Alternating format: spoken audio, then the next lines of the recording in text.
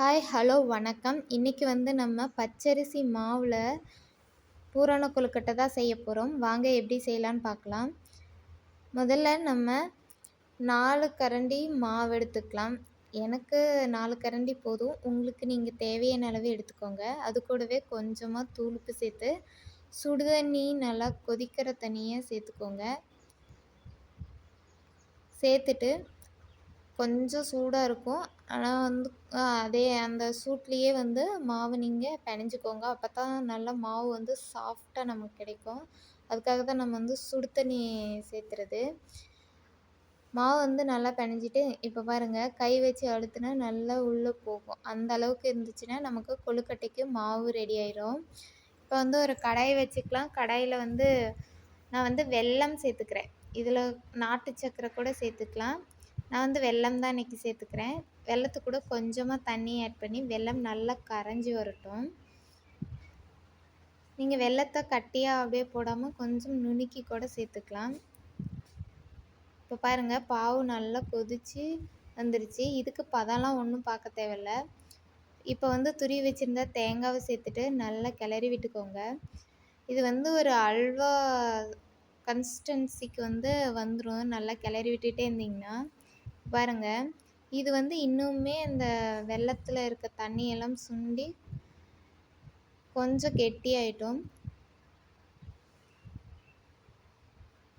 இந்த ஸ்டேஜில் நீங்கள் ஏலக்காய் தூள் போட்டுக்கோங்க. நான் ஏலக்காய் தூள் போட்டதை வீடியோ எடுக்க மறந்துட்டேன். ஸோ இப்போ பாருங்கள், நம்மளோட பூரணம் ரெடி ஆயிடுச்சு. பாருங்கள், கொஞ்சம் கூட தண்ணி ஈரப்பதம் எதுவுமே கிடையாது. அப்படியே வடை சட்டியில் ஒட்டாமல் சுருண்டு வருது இல்லைங்களா? இந்த ஸ்டேஜ் ஓகே. இப்போ நம்ம ஆல்ரெடி பிணைஞ்சி வச்சுருந்த மாவை வாழை இலையில் வச்சு நல்லா மெல்லிசாக தட்டிக்கோங்க.